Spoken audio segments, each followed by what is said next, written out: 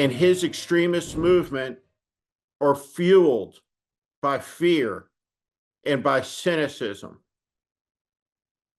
The extremist movement requires fear, and fear cannot beget more fear, because fear inspires but one thing: panic.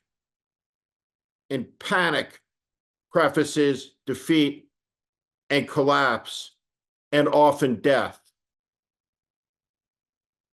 The simple truth is, most people who drown don't do so because they can't swim. They die because they panic. Fear is an elemental human emotion, and a destructive one that can be weaponized. And in the United States, when it has been wielded as a weapon by men like Trump, it has been subdued by defiance, not submission, which is why Vice President Harris's comments on The View were so deeply worrying and so out of step with this moment and what is required to defeat it. Let's watch. What are you going to do to stop the crazies? I am scared as heck. Yeah. Which is why I'm traveling our country. You know, there's an old saying that there are only two ways to run for office: either without an opponent or scared. So on all of those points, yes, we should all be scared. There are signs of decay, collapse, selfishness, and a profound indifference to everything, it seems, except the algorithms that keep much of the American population's head down and glued to whatever device they're holding.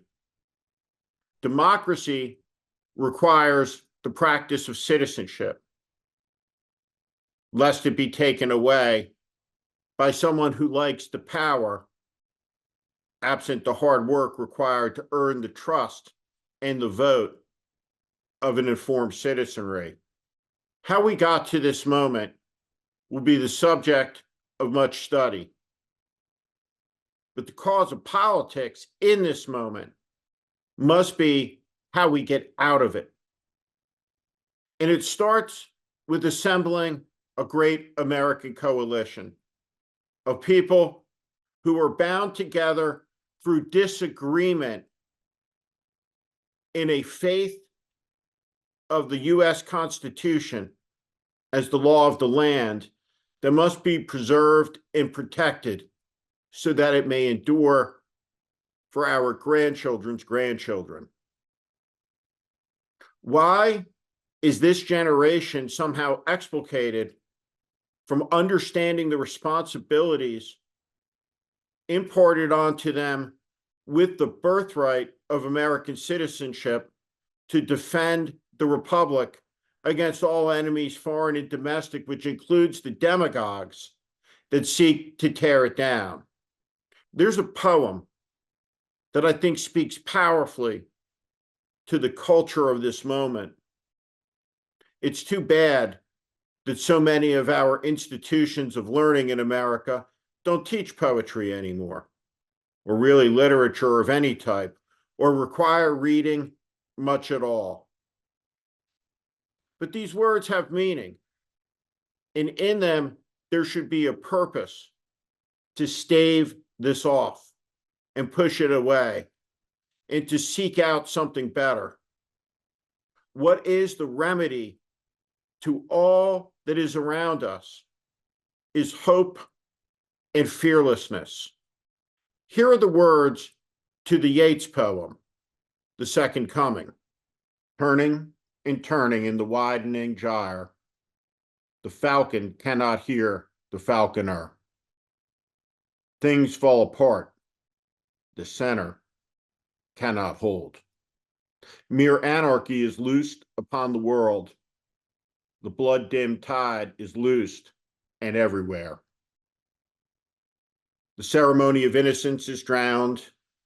The best lack all conviction, while the worst are full of passionate intensity.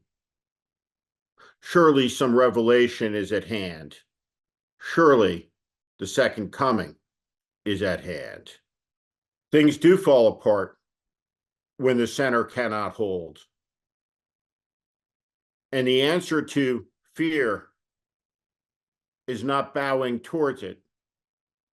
It is standing fast against it.